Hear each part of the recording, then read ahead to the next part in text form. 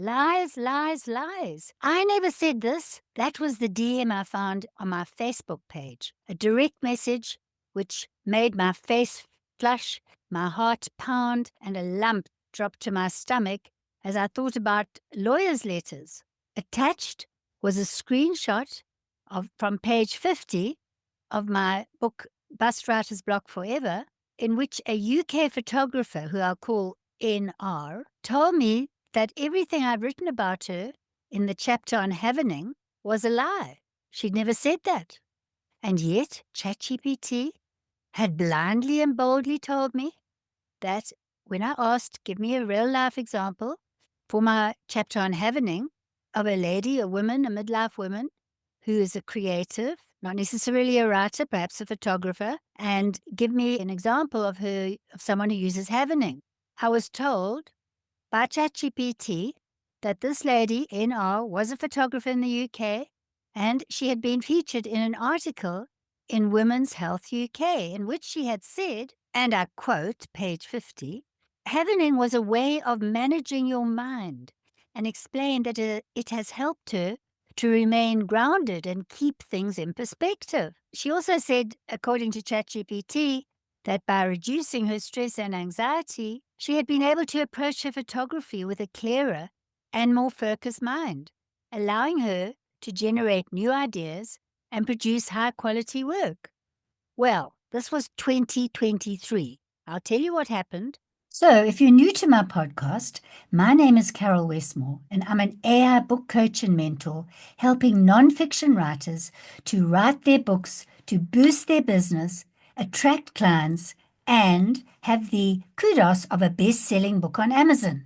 So, if you want tips, tools, and interviews, and frank advice from someone like me who's actually doing this work, then make sure you subscribe to my channel. I put my mind to writing last year, November, published ChatGPT AI book writing formula.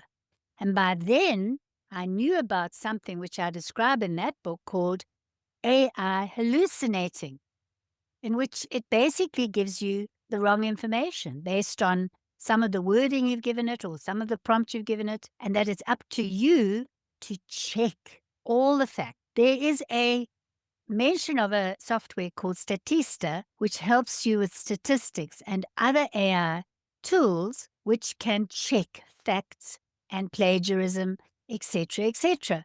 But I didn't know that then. I didn't know then what I knew, what I found out now in writing my book, a ChatGPT AI book writing formula. So what I did was, what all I could do was be honest, be authentic. I wrote back immediately to her in the DM and I said, I'm so sorry. ChatGPT gave me your name, your quotes, and as if you'd appeared in an article in Women's Health UK. I promise you right now, I'm going to take down the books from Amazon. And this is one of the advantages of being a self-published author and having published the books I've published. You can go to Amazon, pause your printing, pause the book, correct it, and put it up again. So that the hardback, the paperback, and the ebook was soon readily available again. Thank goodness that this lady understood and left it at that. But I want to advise you to always check your facts. I'm surprised that as a former journalist and women's editor, I didn't think of that. But when I first started with ChatGPT, and you may be the same, in fact, you may tell me your own stories of by mistake. You didn't read the fine print, did you? Which ChatGPT and AIs now have. ChatGPT can make mistakes. Well, thank God I didn't have to pay dearly for my mistake, but I've learned a lesson and I wanted to share it with you. Want a free gift to inspire you further on your book writing adventure? My free checklist, 5 book hook tips to kickstart your book, will help you get clarity on the key essentials to make your book a winner. The links are in the show notes.